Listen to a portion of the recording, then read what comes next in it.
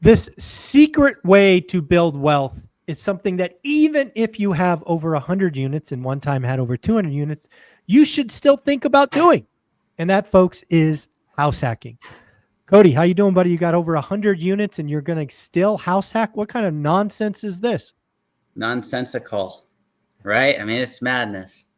Now, I've spent a lot of time adjusting priorities over the last couple of years. And like we've talked about in the past, I've right-sized the portfolio. I had a bunch of stuff with partners. Now I've got a bunch of stuff without partners. And that comes in part due to my fiance. Because originally I was top line thinker. I was like, okay, I got to go make more money. Let's grow the top line. And she was a bottom line thinker. And so we've been having our discussions, and together we have probably 120-ish rentals. She's got 10 and I've got a little over 100. And we're trying to figure out, how do we reduce our monthly outflow? Exactly. And it comes down to house hacking. Get rid of your rent. Our rent where we live, and we live in half of a duplex that I used to own. I don't own it anymore. But we're paying $1,500 a month and some utilities. It's not bad. But I think of it as that, since we've talked about it, it's just, if we could get rid of that, that's an extra almost $20,000 a year that we can throw at paying down a rental, or that we can save up in a nest egg or put towards retirement because she has a 401k. Yeah. Like stuff like that. It all adds up. And I used to think, well, the little expenses don't matter, but having matured a little bit, still a long ways to go. It is important. And so we are looking at doing that now. Yeah, I think that's amazing. And it's really funny. It is, to me, all about the bottom line. And you're absolutely right. Other than taxes, for most people, your largest monthly expense is shelter. And today you're spending, let's call it $1,800 after all expenses. Mm-hmm. If you could find a way to even get that to $800 or $0, or heck, buy a fourplex, or, here's a crazy thing. Go be Arnold Schwarzenegger and house hack a sixplex.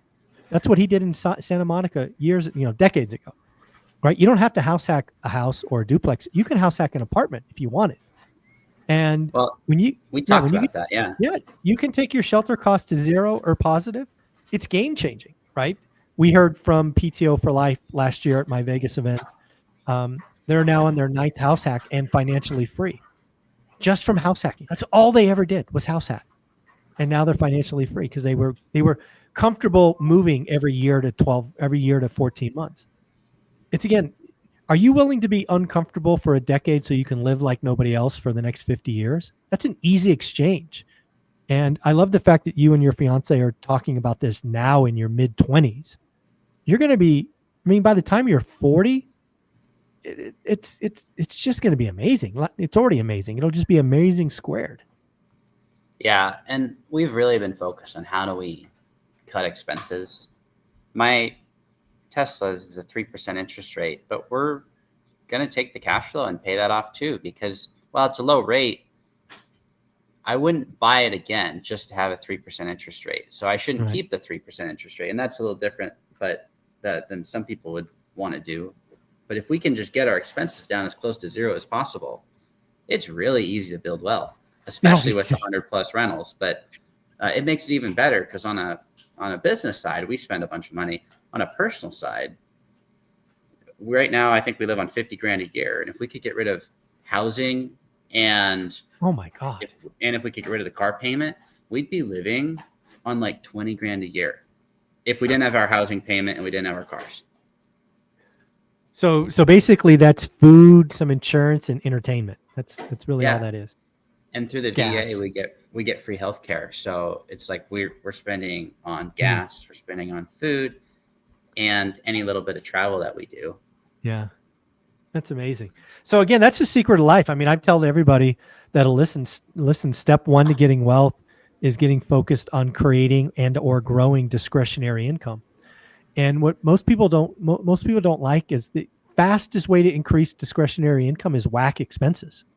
Get rid of the car, get rid of shelter. Now, of course, you can also grow income, and I recommend considering that. But if you want an instant hit, it's cut an expense.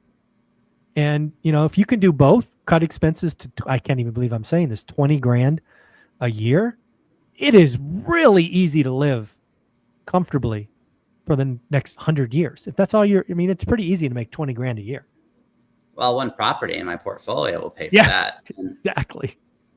But yeah, it's not somewhere we're going to stay forever, because we No. do want to move to the west side, and housing over there, we're not going to be able to pay cash for the house we want to buy, and that will take time. But if we move over there and we buy a house, our cost of living will probably jump from 20 at that point to 80, because there's going to be more stuff to do. I mean, there's more stuff in Gig Harbor than there is in Moses Lake.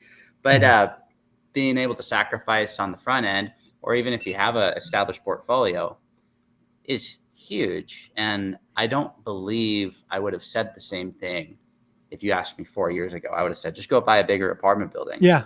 There's definitely like you said in the intro, it's definitely top line versus bottom line thinker. It's funny. I was just watching some video with Ryan Pineda talking about one rental at a time being dead.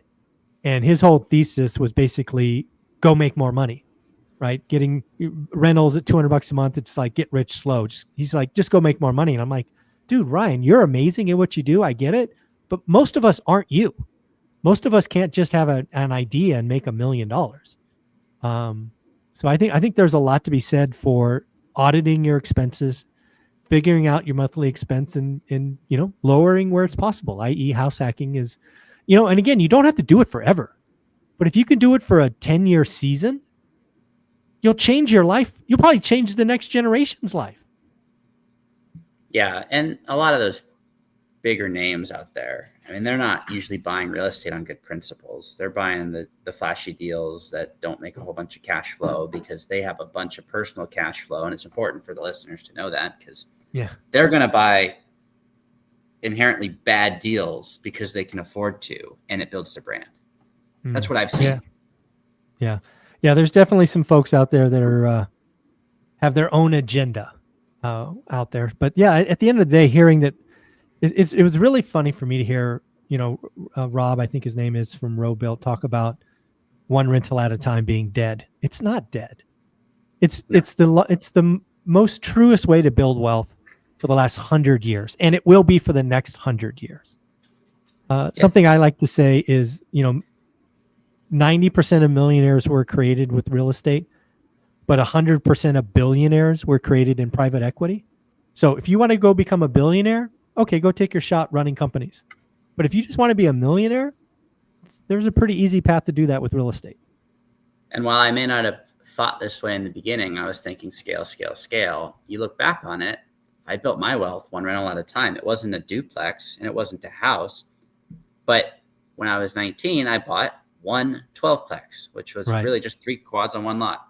And then the following year, 9 months later, I bought one 12-plex. And then the year after that, it did start to ramp up. I bought a 6 and then a couple more. But the first few years were one property a year. Yeah. That's all it takes. A little focus, discipline, running a good business. Seller financing certainly helped. But it's not dead. And it's going to be the way most people become millionaires. And if you do it just for a season, 5 to 10 years, it could be life-changing. And some of the house hacks I've been looking at, just something I learned. There's a bunch of properties here in Moses where it's 2 duplexes on one lot, and that qualified for FHA, even though it's 2 duplexes. Okay. It's on one tax parcel. It's zoned as a quad. So you get the duplex style living in a townhome. There you go. It's not as big of a sacrifice as living in like apartment style quadplex. It's really not.